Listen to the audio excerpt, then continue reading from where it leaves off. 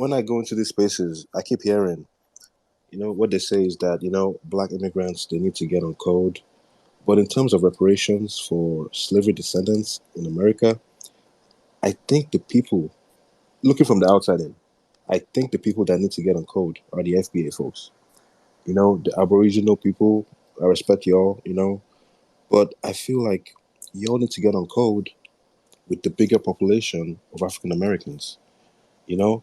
And I promised myself I would stop talking about this issue as a black immigrant since y'all said it's not my place. And I agree, it's not my place until y'all call my people's name.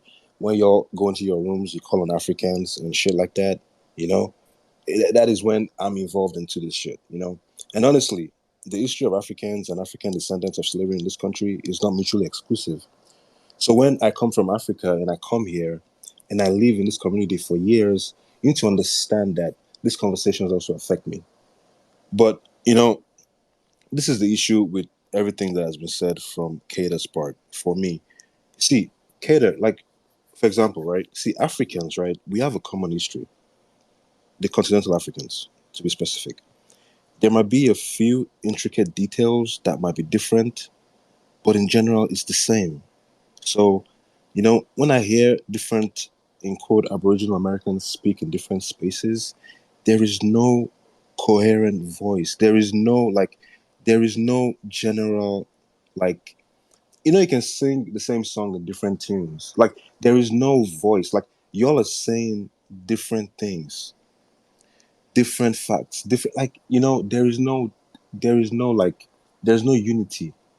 So I feel like y'all Aboriginals, with all due respect, on your own time, y'all need to get together with top historians and anthropologists, researchers to sort this out. Y'all need to go to like the top institutions, HBCUs, get the historians there, sit down, and put this history into fact.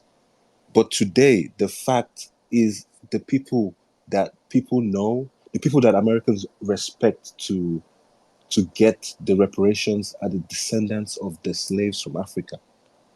So all this Aboriginal stuff, in my opinion, as an outsider looking in, is just gonna make this claim so hard for y'all to get. So I ask again, do y'all want reparations or y'all want to bicker? Like, and when I say bicker, I don't want to disrespect anyone's lineage. You know what I'm saying? I respect what Cater said about his people. I'm sure there's a lot of fact in what he's saying, but it is not historical fact. You all need to sit down with historians, get this fact into history. You know what I'm saying? And the way I see it, the ADOS people, I was in a space earlier this morning. The ADOS folks, they already have a reparations thing going on. And what the lady said in that space was, all you have to do is have, I think she said, trace one of your descendants, just one, to slavery. If I'm correct, you can correct me. Yeah, you're right. That's exactly So what it is. Keda, thank you. Question: Are you Sure. 100% Aboriginal, or you have African Americans in your family? Right. So, here's what I explained. So I Sorry, trace. just a quick question, bro. Like, you just answer yes or no. No offense. Well, no, no. Okay, nobody's 100% anything, especially in America. I To know, be I honest know, with I you. know, bro. I know. I'm just saying, like, do Yeah. you So have any that's the descendants answer of right slavery there. there?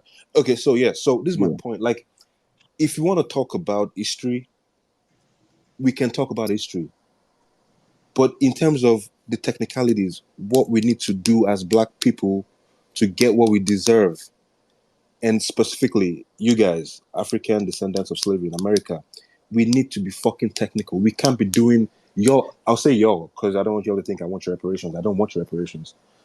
Y'all need to be technical. You can't sit down in rooms and just go on and on and on about the history. Yes, there's fact in what you're saying, but that's a different conversation. If y'all want reparations, I advise FBA folks just get together with the bigger African American population and be a unified front and fight for your claim.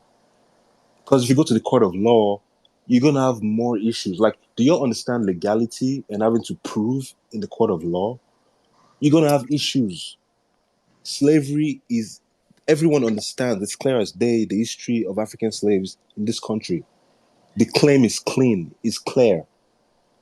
But when you start bringing in the Aboriginal stuff, which I do respect because it's fact for you, it's your history, it's your lineage.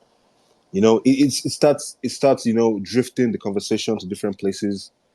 So I don't know how y'all are gonna do it, but in my opinion, FBA folks, y'all need to get on code with the African American population. That's all I gotta say.